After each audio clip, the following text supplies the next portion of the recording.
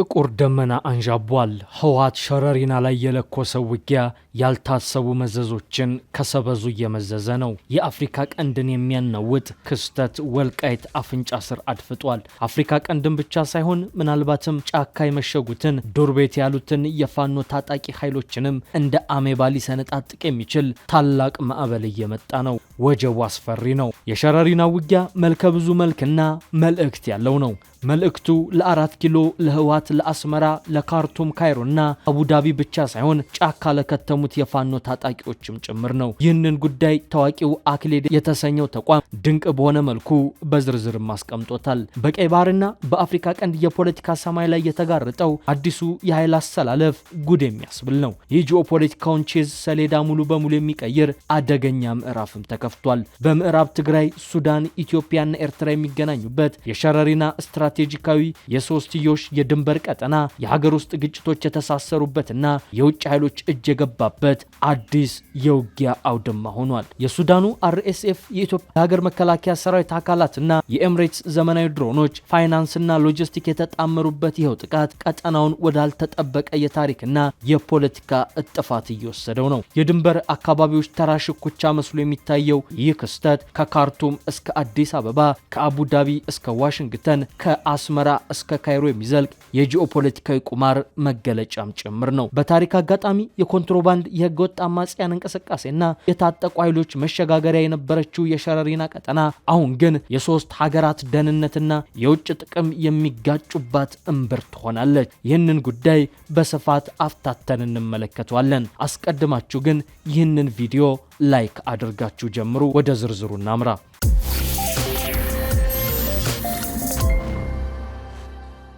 የትግራይ ውጥረት መባባሱን ተከትሎ ግጭትም መቀስቀሱን ተከትሎ ሁለት አበይት ጉዳዮች እየተነሱ ይገኛሉ። አንደኛው በትግራይ ፉል ስኬል ዋር የሚቀሰቀስ ከሆነ የፋኖ ታጣቂዎች ለሁለት ምናልባትም ከዚያም በላይ ሊከፋፈሉ ይችላሉ የሚል ሲሆን፣ ሌላኛው ደግሞ ጦርነቱ የኢትዮጵያና የሱዳን ሆኖ ቀጠናዊ የመሆን እድሉ እጅጉን ሰፊ ነው የሚሉ ጉዳዮች እየተነሱ ይገኛሉ። ሁለቱን ጉዳዮች አፍታተን ለየብቻ እንመልከታቸው። ጦርነቱ በህወሓትና በፌዴራል መንግስት መካከል የሚቀሰቀስ ከሆነ የፋኖ ኃይሎችን ሊከፋፍል ይችላሉ ከሚለው አበይት ጉዳይ እንነሳ። ቢቢሲ ከሰሞኑ የአማራ ክልልን ነባራዊና አሁናዊ ሁኔታ የተመለከተ እጅግ ልብን የሚሰብር ጆሮንም የሚሰቀጥጥ ዘገባ ይዞ ወጥቷል። ቢቢሲ በዛ ዘገባው ታዲያ ምናልባትም በቀጣይ 2 እና 3 ወራት በክልሉ እንደ አዲስ መጠነ ሰፊ ውጊያ ሊቀሰቀስ ይችላል ሲል ያስጠነቅቃል። ከዚህ በተጨማሪም በትግራይ አሁን ያለው ውጥረት ሙሉ ለሙሉ የሚፈነዳም ከሆነ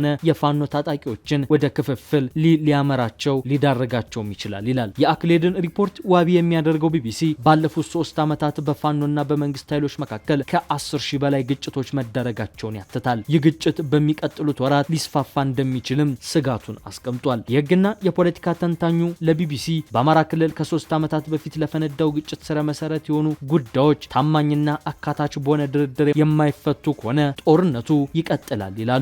በአክሌድ የቢሆን እይታ የአማራ ክልል ጦርነት በመጪዎቹ ጥቂት ወራት ከ3 እስከ 6 ወር ከዚህ በበለጠ የተባባሰ የተወሳሰበና የሰፋ ሊሆን የሚችልበት እድል ከፍተኛ ነው። ለዚህ ደግሞ ስጋት ያሳደረው የትግራይ ክልል ውጥረት ትልቅ ሚና የሚኖረው ሲሆን ሁለቱ ክልሎች የባለቤትነት ውዝግብ የሚያነሱባቸው አካባቢዎች የጦርነት ሜዳ እንደሚሆኑ የገመተም ሲሆን የፋኖ ኃይሎች ደግሞ ተስበው ከመግባት ባለፈ በአቋም ልዩነት ሊከፋፈሉ እንደሚችሉ ዘገባው ጠቁሟል። እዚህ ጋር የቢቢሲ መረጃ ገታ እናደርግና በእርግጥም በህወሓትና በፌዴራል መንግስቱ መካከል ዳግም ግጭት ቢቀሰቀስ የፋኖ አማጺዎችን ሊሰነጣጠቃቸው እንደ አሜባም ሊከፋፍላቸው ይችላሉ የሚለውን እንመልከት።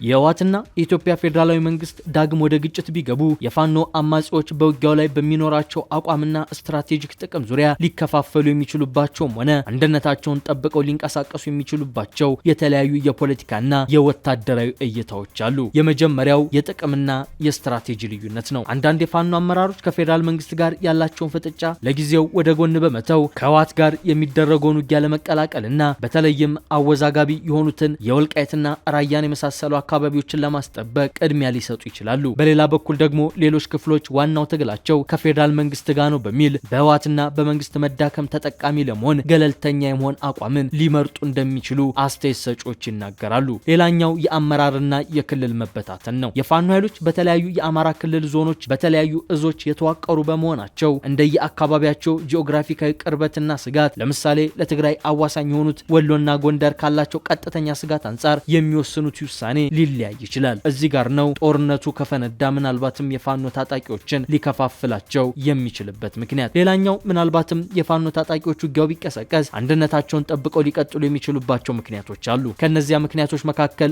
አንደኛው የጋራ ታሪካዊ ስጋት ነው። ታጣቂዎቹ ህወሓትን እንደ ዋና ስትራቴጂካዊ ስጋት ስለሚመለከቱት ህወሓት ዳግም ወታደራዊ የበላይነት እንዲያገኝ በፍጹም አይሹም። ይህ የጋራ ስጋት ልዩነቶቻቸውን አስወግደው ወልቃይትና ራያን ለመከላከል በጋራ እንዲቆሙ ሊያደርጋቸው ይችላል። ሌላኛው የህዝቡ ግፊት ነው። በክልሉ ያለው ማህበረሰብ ህወሓት ዳግም ወደ ክልሉ እንዳይገባ ከፍተኛ ፍላጎት አለው። የህዝቡ ግፊት የፋኖ ታጣቂዎች ወደ ተለያዩ አቋሞች እንዳይሄዱና መሬታቸውን ለማስጠበቅ በአንድነት እንዲሰለፉ ሊያደርጋቸው ይችላል። በጥቅሉ በሁለቱ አካላት መካከል ውጊያ ቢነሳ የፋኖ ታጣቂዎች ሙሉ ለሙሉ ይከፋፈላሉ የሚሉ እንዳሉ ሁሉ በስትራቴጂና የትኛውን ግንባር ማስቀደም እንዳለባቸው በሚያደርጉት ስሌት ላይ የውስጣዊ የሐሳብ ልዩነቶችና መነታረኮች መፈጠራቸው አይቀሬ እንደሆነ በርካቶች ይጠቅሳሉ።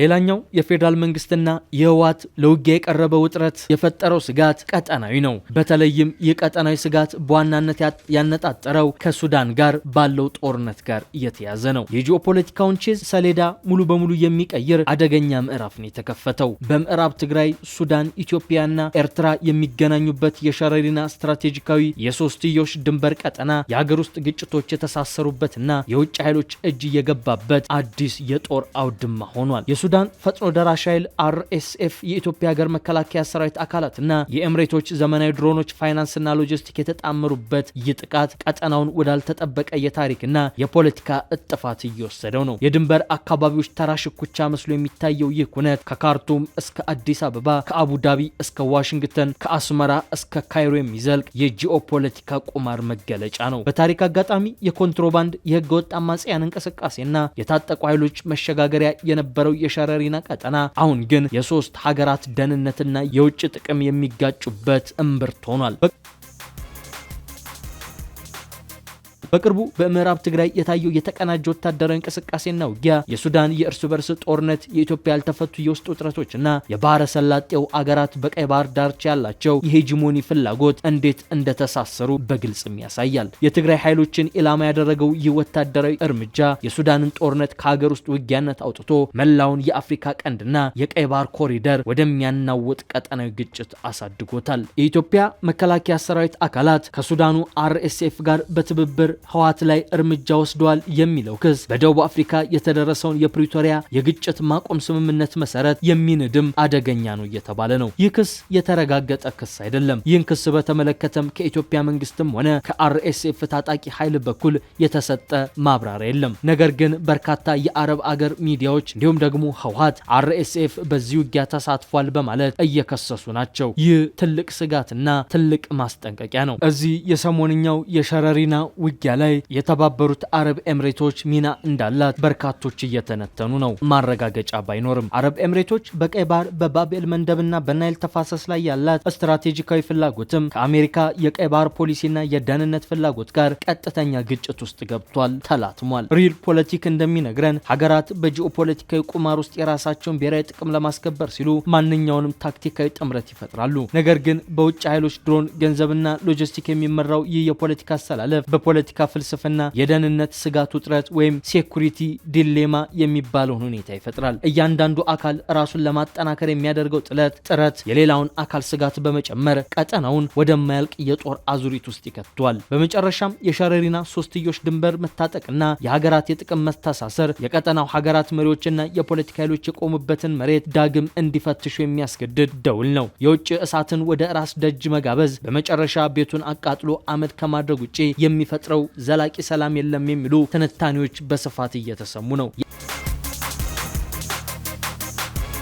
የአፍሪካ ቀንድ ሀገራት የውጭ ኃይሎች የፖለቲካ ቁማር መጫወቻ ከመሆን ተላቀው የራሳቸውን የውስጥ ችግር በውይይት ይፈቱ ይሆንን ወይንስ ደግሞ የገልፍ ሀገራት የፖለቲካ ቼዝ መጫወቻ ሆነው ይቀጥላሉ የሚለው የበርካቶች ጥያቄ ሆነ ክስተት ነው። የሰሞንኛው የሸረሪና ግንባሩ ውጊያም የውጭ ኃይሎች ሚና በስፋት የታየበት ሊሆን እንደሚችል በርካቶች በስጋትነት መልክ እያነሱት ነው። እዚህ ሸረሪና ጫፍ ላይ ካይሮን፣ አስመራን፣ አቡዳቢን እንዲሁም ደግሞ ሪያድን እናገኛለን። የሱዳን መደበኛ ጦር በሱዳን ድንበር ተመስርቶ ለሚንቀሳቀሰው የህወሓት አርሚ 7 ድጋፍ ያደርጋል በሚል የኢትዮጵያ መንግስት ሲከስ ቆይቷል። ክሱም እውነትነት አለው። ህወሓት የሱዳን ጦር አጋር ነው ተብሎ ስለሚታመንም ስለሆነም የኢትዮጵያ መንግስት ደግሞ በተዘዋዋሪ የፈጥኖ ደራሽ ኃይል ደጋፊ ነው በሚል በሱዳን መንግስት ይወነጀላል። አርኤስኤፍ በምዕራብ ትግራይ ውጊያ መሳተፉ የምርም እውነት ከሆነ የሱዳን የእርስ በርስ ጦርነት በቀጥታ ወደ ኢትዮጵያ ምድር መሻገሩንና የቀጠናው ኃይሎች በውክልና ወይም ፕሮክሲ ዋር መፋለም መጀመራቸውን በግላጭም የሚያሳይ ነው። የተባበሩት አረብ ኤምሬትስ የአርኤስኤፍ ዋና ደጋፊ መሆኗ ይታወቃል። ኤምሬትስ ብታስተባብልም ከኢትዮጵያ